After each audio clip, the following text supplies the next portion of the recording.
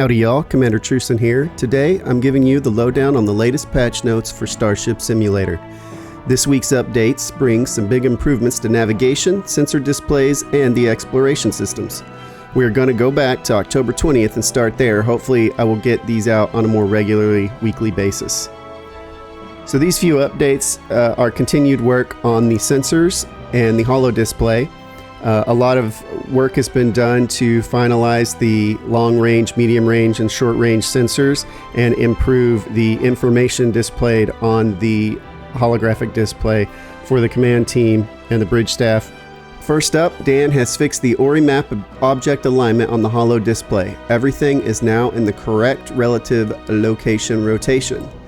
Renamed the GPS dish text on the sensor's UI to XNav dish, reflecting its nature as a complex X-ray telescope.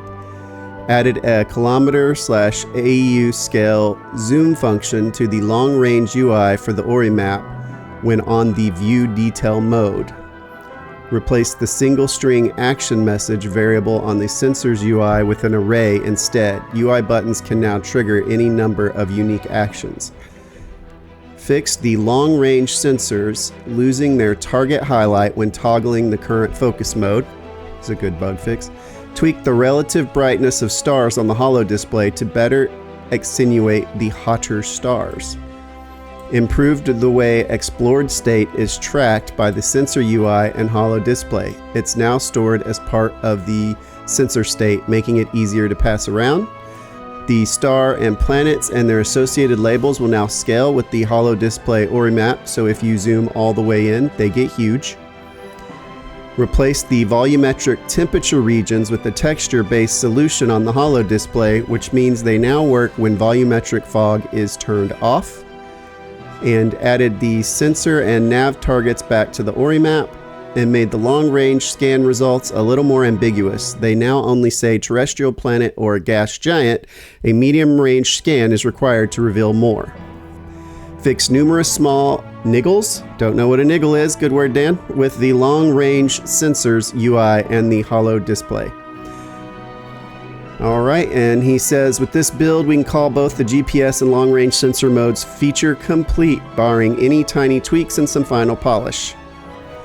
So moving on to October 25th, he added the ability to list the medium-range sensors by distance to parent or to ship.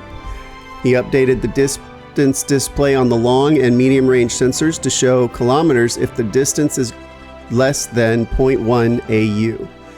Implemented range awareness on the long-range sensors, so the survey button will say now out of range if the target is over 2,000 light years away.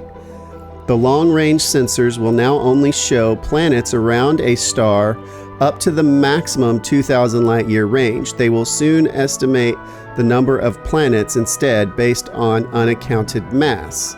That's fascinating.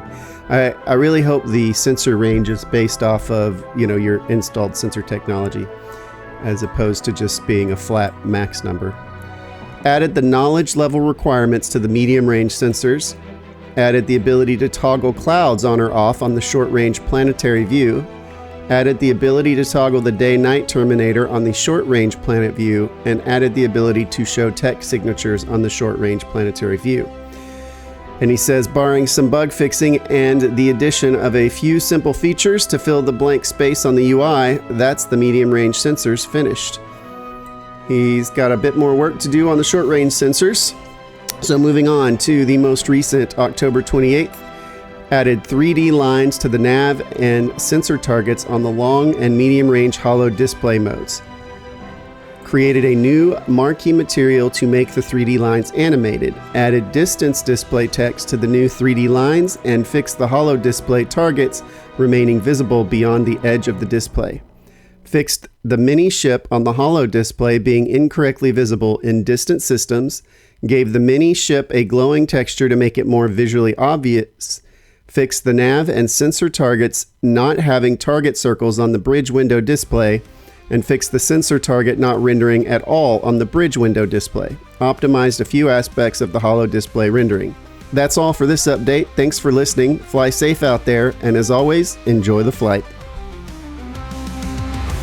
Astro-Nots, a spacebound team, navigating galaxies from our PC screens, exploring new worlds and cosmic sights. Join our crew and enjoy the flight.